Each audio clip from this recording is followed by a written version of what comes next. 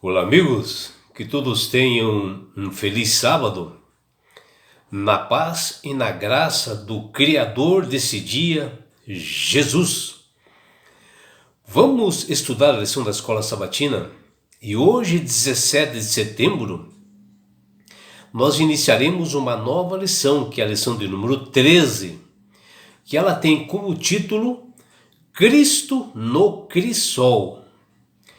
Quando nós falamos da origem do mal filosófico, ou seja, o mal assim moral, logo a primeira coisa que nós precisamos considerar é que Deus não é o autor do mal, e a própria Sagrada Escrituras ela é muito clara ao afirmar que Deus não tenta a ninguém para fazer o mal, que está lá em Tiago, no seu capítulo 1, versículo 13, onde Deus ele é plenamente santo e justo, que diz em Deuteronômio, no capítulo 32, versículo 4, e com toda a retidão, Deus, ele odeia o mal, ele odeia o pecado, que está lá em Salmos, no seu capítulo 5, versículo 4, e também no livro de Deuteronômio, no capítulo 25, versículo 16. É verdade, que o mal, na sua origem, do pecado, ele não pegou Deus assim de surpresa, porque Deus sabia da liberdade que ele havia dado, para os seres caídos, e que diante do ser criado existia o mal através de Satanás, que ele estava solto por esse mundo aí, E Deus sabia que perfeitamente as suas criaturas poderiam desobedecê-lo, como de fato ocorreu através de Lúcifer, que os enganou.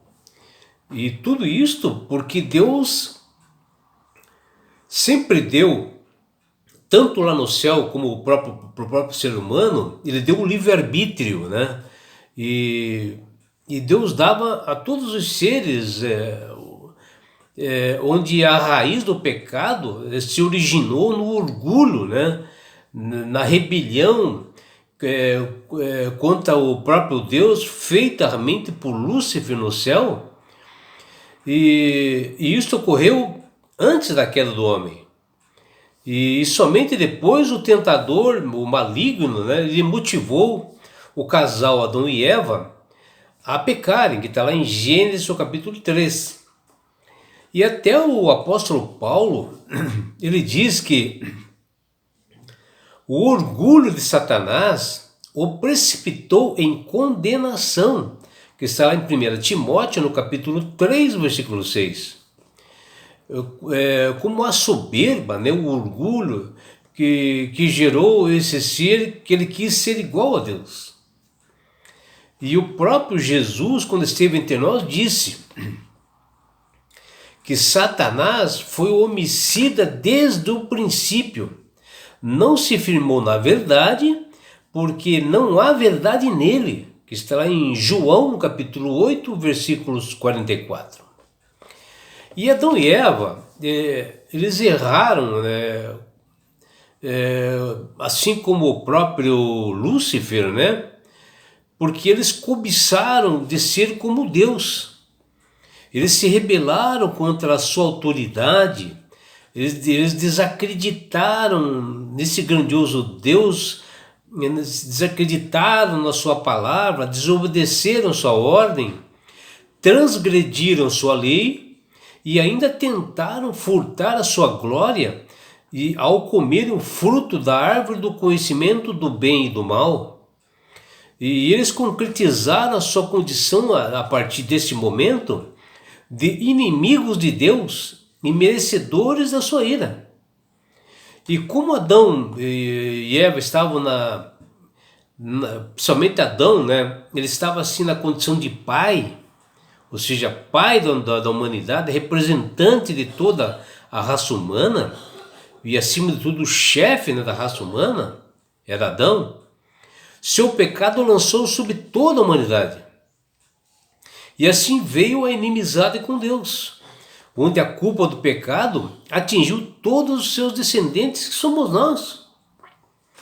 E a boa notícia é que, da mesma forma que a Bíblia afirma, né, que a origem do pecado na humanidade, ela também afirma que o próprio Deus planejou salvar o homem pecador, a raça humana caída, mediante a obra redentora do seu Filho Jesus, que mesmo sendo perfeito, né, sem mácula, recaiu sobre ele os nossos pecados, onde não foi achado pecado algum nele. Mas ele, Cristo, ocupou o lugar dos pecadores, levando sobre si todas as nossas iniquidades, fazendo a propiciação dos nossos pecados, os pecados do seu povo, e sofreu muito por nós. E esse foi o crisol de Cristo, né? Provendo para todos nós a reconciliação com Deus. Por isto que no verso para memorizar da lição dessa semana, ela fala daquele que se despiu de suas vestes de glória para sofrer pelos nossos pecados. E esse verso diz o seguinte, olha: por volta de 3 horas da tarde, Jesus clamou em alta voz, dizendo: Eli, Eli, lema sabachthani. Isto quer dizer: Deus meu, por que me desamparaste? Está lá em Mateus, no capítulo 27, versículos 46. A liberdade de todo ser humano, das criaturas inteligentes,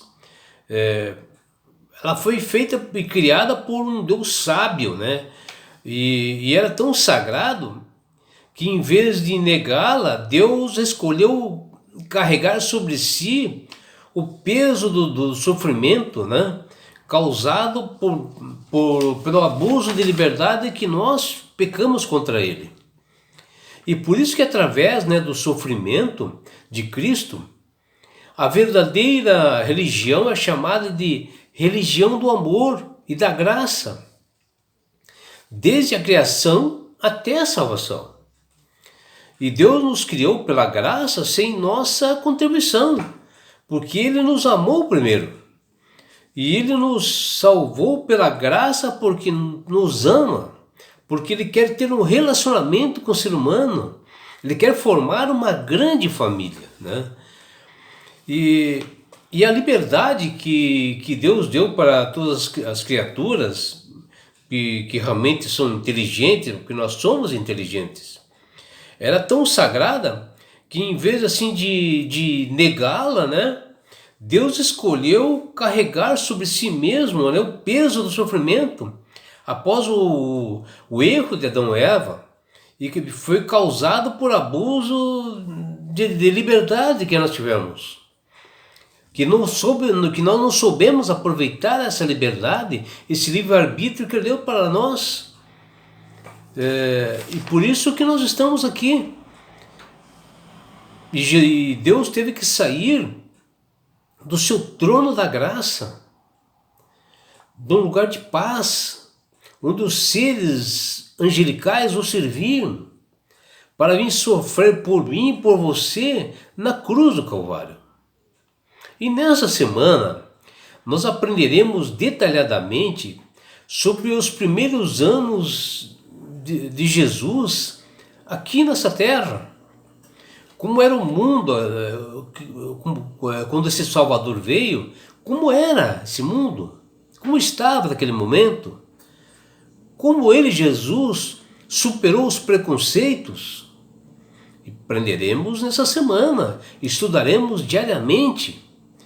Nós vamos também entender melhor sobre os sofrimentos de Cristo e ver, né, como os líderes da época e até pessoas comuns interpretavam mal os ensinamentos de Jesus e como ele se sentia a respeito da rejeição e do desprezo. observaremos também que no Getsemane, Jesus estava profundamente triste. Isso nós vemos lá em Marcos, no capítulo 14, versículo 34. E aqui foi o sofrimento maior que Jesus teve ao longo dos seus 33 anos. E nós veremos nessa semana, detalhadamente, o porquê de tudo isso. Veremos também nessa semana que a morte por crucificação, ela era uma morte das punições mais severas que havia no mundo na época, que era feito pelos romanos, que eles infligiam na época para punir criminosos, assassinos, né? Era a pior maneira de morrer, e que após a morte, justamente crucificado, Jesus houve assim atividades sobrenaturais após a morte. Nós vamos ver que atividades foram essas, né? Que você não perca, meu amigo, minha amiga, essa semana teremos uma lição maravilhosa sobre Jesus. Aprenderemos também sobre esse Deus sofredor, esse Jesus de aflições, esse Jesus do crisol, de que como foi também o sofrimento dos seguidores de Jesus, mas que todos nós temos realmente uma promessa da grande volta de Jesus num lugar onde não haja mais dor. E por isso, meu amigo, minha amiga, que Jesus faz um convite para você aceitá-lo como Salvador. O Espírito Santo, com a sua voz doce e suave, ele tem falado em todos os corações, no meu, no seu, da sua família, de toda a humanidade, porque ele quer salvar a todos. Ele quer tirar desse mundo de aflições, de dores, de pandemias, de doenças, de terremotos, de conchavos políticos maltratando a humanidade. E sabe por que ele quer fazer isso, meu amigo, minha amiga? Ao você aceitar Jesus como Salvador, ele quer dar esse presente que chama-se salvação. Sabe o que quer fazer com você? Ele quer te levar-te para as mansões celestiais, num lugar onde não haja mais dor, sofrimento, não haja essa sujeira toda que está aí, essa violência, meu amigo. E sabe por que ele quer fazer isto? Porque Jesus te ama. Abraços do seu amigo João Carlos Amorim.